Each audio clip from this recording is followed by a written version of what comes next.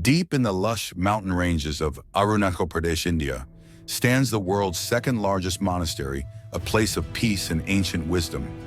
Recently, a young boy had taken vows there and become a monk.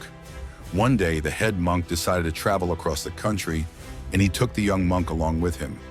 Together, they visited bustling cities and quiet villages, meeting countless people and sharing stories and experiences along the way. One afternoon, while traveling, a heavy rainstorm hit. The two monks sought shelter at a nearby dharamshala, a simple inn for travelers. Inside, people were laughing, sipping hot tea, and watching the rain with joy. Everyone seemed to be enjoying the moment, everyone except the manager of the dharamshala, who sat silently in a corner, lost in his own world. His face was lined with deep worry, and it was clear that something heavy weighed on his heart. The head monk noticed him right away. Calmly, he walked over and asked gently, "Why do you look so sad? Why isn't the beauty of this season reaching you?" At first, the manager tried to brush off the question, but after a few minutes of conversation, he opened up. "No matter what I do," he said, "nothing seems to work out. I work hard, but I can't land a good job. I can't properly provide for my wife and two kids. My wife sacrifices her dreams, hoping things will get better, but I feel like I failed them. I'm not a good husband or a good father." Hearing this, the young monk immediately asked, "Have you tried finding another job?" The manager shook his head. "It's useless," he said. "Good jobs are hard to find. Prices are rising every day. Even basic needs are so expensive now. How can we live like this?" And the head monk listened quietly and then said in a very calm voice, "You carry a heavy burden on your mind, don't you? Things haven't turned out the way you hoped." "Yes," the manager admitted. "Every day, I feel trapped by these worries. Sometimes I wish I could just run away from it all. You monks are lucky. You don't have to deal with any of this stress." The young monk nodded slightly, agreeing with the man. After all, it did seem natural that someone struggling to support a family would be overwhelmed by stress and disappointment.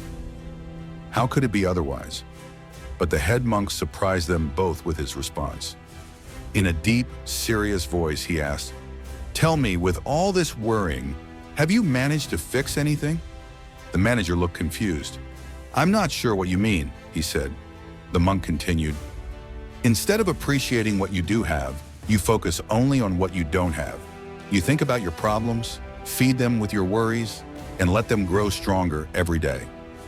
Have you ever realized that by doing this, you are insulting the blessings you already have?" He paused, letting the words sink in. "You have a job, maybe not the perfect one, but it's feeding your family. And yet, instead of being grateful, you choose to be consumed by what's missing." The manager replied, "But my problems are real. It's easy for others to be happy, but my situation is different. I can't find peace. Sometimes I just want to escape." The head monk nodded. "Yes, others are happy, because they are focused on finding solutions, not sitting with their problems. Meanwhile, you are carrying your worries around like heavy luggage, wasting every precious moment of your life. Tell me, has worrying solved a single problem for you?" The manager stayed silent.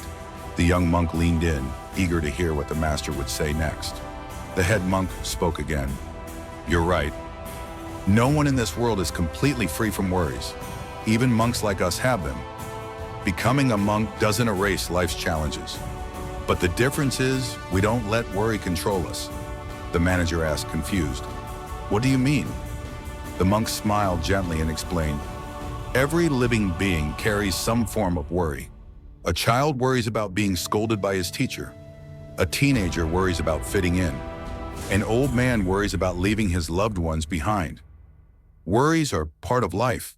They don't go away just because you wish them to. But here's the truth, worrying itself never solves anything. It only burns you up inside like a fire that slowly turns you to ash. When a problem arises, don't give it a home inside your heart. Don't feed it with fear. Instead, focus your mind on finding a solution. Problems come to teach us, to make us stronger. Light always follows darkness, and that's what makes the light so beautiful." The room fell into deep silence. The young monk and the manager both sat quietly, digesting every word. The manager realized something profound. He had been making his life harder by clinging to his fears instead of trying to solve them. He felt a new energy rising within him, a new way of seeing the world. From that moment on, he decided, I won't live in worry anymore. I will live in action, in hope, and in gratitude. Moral: everyone carries worries, but it is our choice whether we let them define us or push us to find the light beyond them.